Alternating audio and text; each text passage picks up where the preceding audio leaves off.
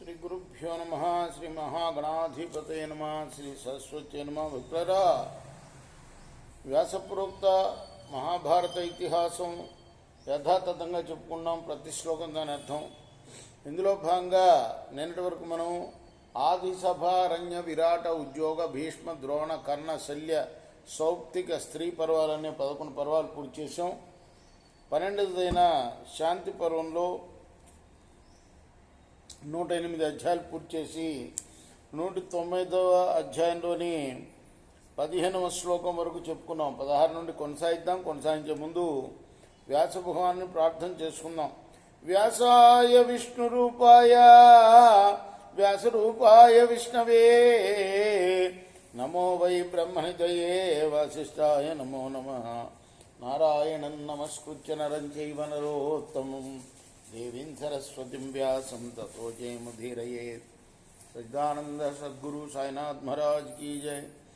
यः पापै सह संबंधात् मुच्यते शपथापदपि न तेभ्योऽपि धनञ्जयं शक्ये सति कथञ्चन पापेभ्यो हि धनं दत्तं दातारमपि पीडयेत्.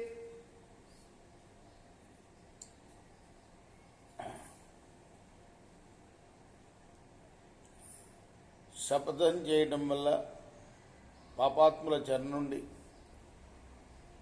విడుదల చేయగలిగితే అలానే చేయాలి. కానీ సాధ్యమైనంత వరకు ఏ రకంగా కూడాను వారికి ధనాన్ని ఇవ్వకూడదు. అంటే పాపాత్ముల్ని విడుదల చేయొచ్చు శపథం చేస్తే, కానీ అటువంటి వారికి ధనాన్ని ఇవ్వకూడదు సుమా. పాపులకు గనక ధనమిస్తే దాతను అది పీడిస్తుంది. శరీరోపరోధేన ధనమాదాతుమిచ్చదా సత్య సంప్రతి ప్రత్యర్థం యద్బ్రూయ సాక్షిణహం క్వచిత్ అనుచ్యా తత్ర తద్వాచ్యం సర్వతే నృతవాదిన. రుణగ్రహీతను తన అధీనంలో ఉంచుకొని సేవలు చేయించుకుంటూ ధనం వసూలు చేసుకోవాలని అనుకునేవాడి వాదనలో సత్యాన్ని నిరూపించడానికి ఒక్కొక్కసారి సాక్షులు కావాలి. చెప్పవలసిన సత్యాన్ని చెప్పని ఆ సాక్షులందరూ కూడాను అసత్యవాదుల కిందే లెక్క. ప్రాణాచ్చయే వివాహే చ వక్తవ్యమనృతం భవేతర్థస్య రక్షణార్థాయ పరేషం ధర్మకారణాత్. ప్రాణాపాయ సమయంలోనూ వివాహ వేళల్లోనూ ఇతరుల యొక్క ధనాన్ని రక్షించడం కోసం అసత్యం చెప్పవలసి వస్తే చెప్పవచ్చు, అది తప్పు కాదు. పరేషాన్ సిద్ధిం ఆకాంక్షాన్ని చ స్వాధర్మభిక్షుగా ప్రతిశ్రుత్య వృధాతవ్య స్వకార్యస్తు బలాత్కృత. ఇతరుల ప్రయోజనం కోరి నీచుడైనా సరే పాపాత్ముడైనా సరే వాడు కనుక భిక్ష ఎత్తినప్పుడు అది తప్పు కాదు. తన కోసం మాత్రం భిక్ష ఎత్తితే అది తప్పు. యః కశ్చిత్ ధర్మ సమయాత్ ప్రచ్యుతో ధర్మసాధన దండేనైవ స హంతవ్యాతం బంధానాం సమాస్త. ఎవడైనా ధర్మసాధకుడు ధర్మ ప్రతిజ్ఞ నుండి భ్రష్టుడయ్యా పాప మార్గాన్ని ఆశ్రయిస్తే అతన్ని దండించి చంపవలసిందే.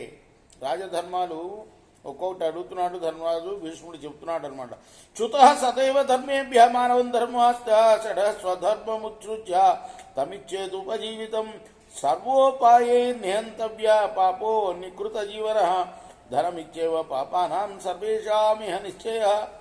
ధర్మచ్యుతుడై ఎల్లప్పుడూ అసుర ధర్మాలని పాటిస్తూ స్వధర్మాన్ని విడిచి దాని చేతనే జీవించాలని కోరుకునే శత్రువుని పాపాత్ముని సమస్తోపాయాల చేత కూడా చంపవలసిందే.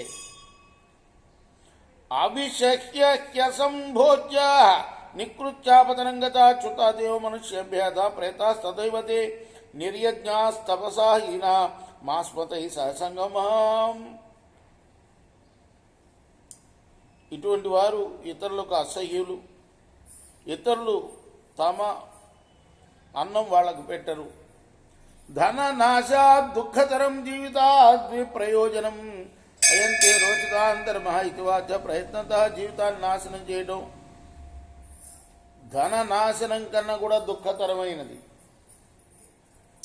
ఈ ధర్మాన్ని ప్రేమించండి అని ప్రయత్నపూర్వకంగా నువ్వు చెప్పాలి. నా కశ్చిదస్తి పాపానాం ధర్మ ఇచ్చేష నిశ్చయ తథాగతం చయో హన్యాసౌ పాపేన లిప్యతే. పాపాత్ములకు ధర్మం అనేదే ఉండదు. అటువంటి వాళ్ళని చంపినా కూడా పాపం అంటదు. స్వకర్మణా హతం హంతి హత ఏవ సహన్యతే తేషు యహ సమయం కశ్య కుర్వీత హత బుద్ధిషు. పాపులు ఎందుకు పాపం అంటదంటే, పాపులు వాళ్ళు చేసే పాపకర్మల చేత వాళ్ళు మరణించినట్టే లెక్క. సో చచ్చిన వాడిని చంపడం తప్పు కాదు అని అంటారు భీష్ముల వారు. ఇదంతా ధర్మరాజుతోటి. యథా కాకాశ్చ గృధ్రాశ్చ తథోపజీవిన ఓపధిజీవిన ఊర్ధ్వం దేహ విమోక్షాతే భవంచేతాసు యోనుషు. ఇక కాకులు గద్దల్లాగా ఎప్పుడు కపటంగా జీవించే వాళ్ళు ఉంటారు. అంటే ఈ కాకులు గద్దలు ఏం చేస్తాయి, ఎక్కడో దొంగతనంగా ఎత్తుకుపోతూ ఉంటాయి కదా. మనిషి లేనప్పుడు చూసి లోపల పోయి ఏదో ఎత్తుకుపోతూ ఉంటాయి. అట్లా కాకులు గద్దల్లాగా కపటంగా జీవించే వాళ్ళు శరీరంలో విడిచాక కాకులు గద్దలుగానే పుడతారు. యస్మిన్ యథా వర్తతే యో మనుష్య తస్మిన్ తథా వర్తితవ్యం సధర్మ.